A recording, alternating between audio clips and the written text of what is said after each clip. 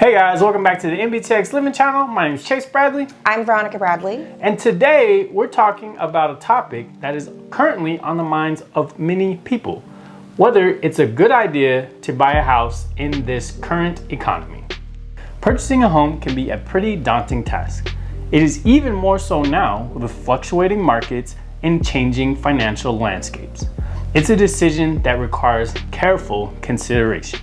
In many places, it is even more financially feasible to rent instead of buying. But can it still be worth it to purchase a home in today's economy? Okay, let's jump into the pros of buying a house. Buying a home is a good potential investment. It is a good personal investment. Values on homes typically appreciate in the long term, even regardless of what the current market is. Values will continue to increase, so if you think prices are high now, historically prices continue to go up. So that's why they always say buy a house 5 years ago. A lot of people will say, you can invest in the stock market, you can do cryptocurrencies, you can invest in gold, and all those are valid investment options, but you can't live in any of those options. In all honesty, that is a major benefit of investing in real estate. You have something that's real that you can actually live in. You can continue to enjoy it for many, many years as you continue to appreciate on that property. Buying a home gives you so much more of a return on investment when it comes to, investment opportunities. So obviously real estate is going to be number one on our list. That leads into our number two, which is building equity. Yeah, so anybody that sold a house in the 2020s, 2021, anything like that, you saw a massive increase in your equity.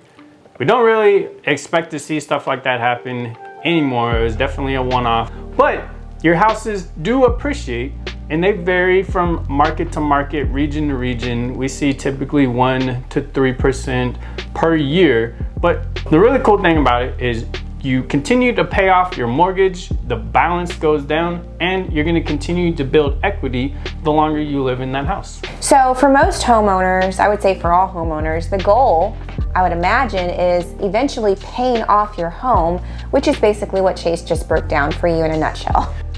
It gives you a lot of flexibility as you get older. If you wanna trade that house in, downsize into a smaller property, you've got a lot of equity in that house. You can, as you get older, you don't want to work, maybe you're retired. It gives you a lot of flexibility to do that without having to pay a whole bunch extra for a brand new house. All right, and with all that flexibility, it gives you a lot of stability as well. So the cool thing about it, you own your home, you can realistically live in it for as long as you want to live in it. I know we keep talking about that, but that's a really awesome benefit. So when I was in college, I lived in so many different apartments. We all know they give you a great introductory rate. After that first year, the price goes up $200, $300, $400. So I would always move. I'd move around. It just wasn't a very stable situation for me. I always had to make sure all of my stuff was able to fit into a very small car, which made it kind of hard for me because I never really bought good things. I have stuff that was either foldable or very small that could easily fit into the back of a 95 Buick Regal. And then he met me. So, I'm sorry. So everything that he said, yes, it makes sense. You're not jumping around from house to house, apartment to apartment.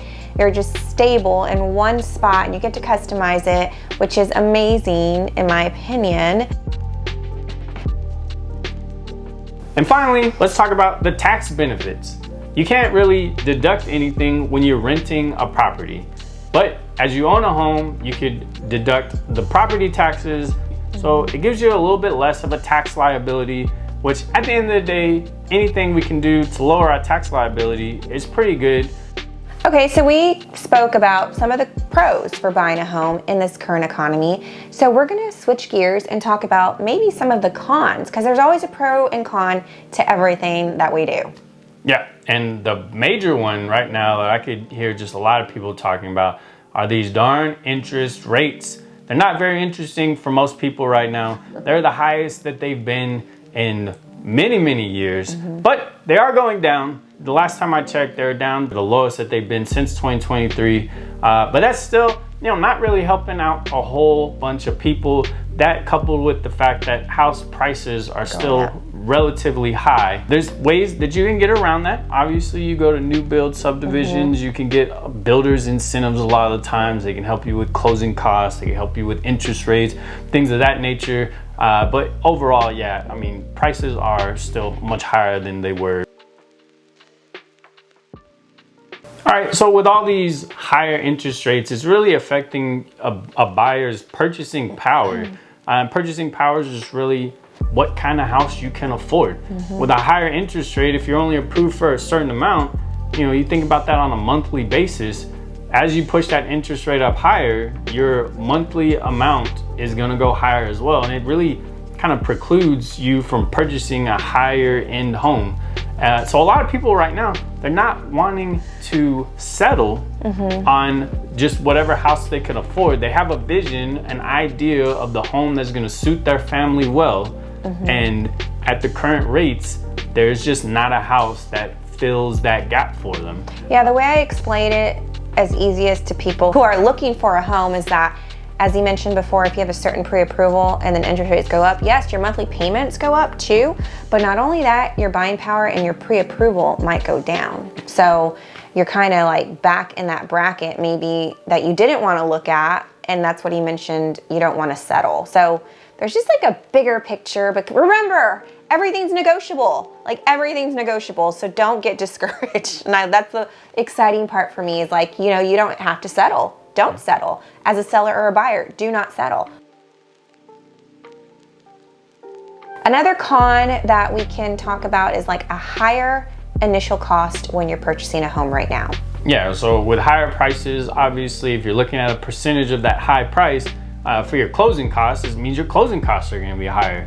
If you're thinking about putting 10% down on a home and that house is $100,000 more than what it was, 4 years ago, that's more money that you're gonna have to put down. We already talked about interest rates. A higher interest rate just means a higher mortgage payment as well.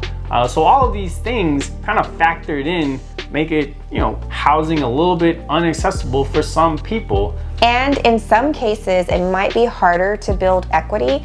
And we've actually seen that the past few years from 2020 till now, people who bought years ago and maybe they were in a multiple offer situation and they were putting over, and now they want to sell now because either number one, their living situation changed, job relocation, or they're having buyer remorse because they put so much down on a home, or they were just trying to get into a home because they needed to get into a home, but then they realized this isn't the home we want to buy another home. Well, right now they're having a little bit harder of a time to sell because they haven't built enough equity. So that could be a con. That needs to be a conversation you need to have with your agent when you're moving. All right, so we kind of talked about earlier how owning a home gives you a lot of stability and things like that. But there is a situation where it makes things a little bit inflexible for you, maybe not what you're really thinking about when you own a home. So let's think back, 2020, year of the pandemic, everything like that. A lot of things went work from home. Fast forward 4 years, a lot of those work from home jobs are going away. So we've had a few clients that actually moved to Texas because their jobs were offering work from home, and they decided to move back to home state of Texas. But unfortunately, after a few years, the job said, hey, you gotta move back. We're not doing work from home anymore. Everything's returned to the office.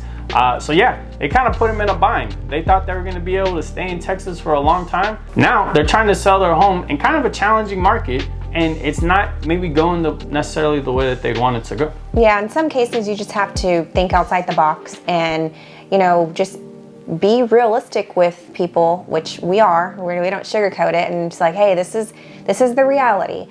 This is what you can net. This is what we can do. Here's the range. Do you want to rent it out now, wait a year to sell, or can we sell it and possibly bring in an investor? There's so many things to do, and not a lot of people want to hear that when they bought the home and they're like, well, we put X amount down, and they expect to get it back in a short amount of time. So we hear it all the time. How can you let people buy homes in this current market? In the end, the decision to buy a house in the current economy is deeply personal, and it's not up to us. It really depends on an individual's circumstances and priorities. The thing that we do say is to weigh the pros and cons, and we can help you consider the factors that matter most. So regardless of if you are planning on moving now or you plan to move in the future when things are a little bit less volatile, we would love to help you make that move as smooth as possible. But you have to reach out. You can give us a call, text, email, whatever you feel comfortable with. If we don't talk to y'all guys then, we will see you in the next video. Thank you so much for watching, and until next time. Bye. Bye-bye.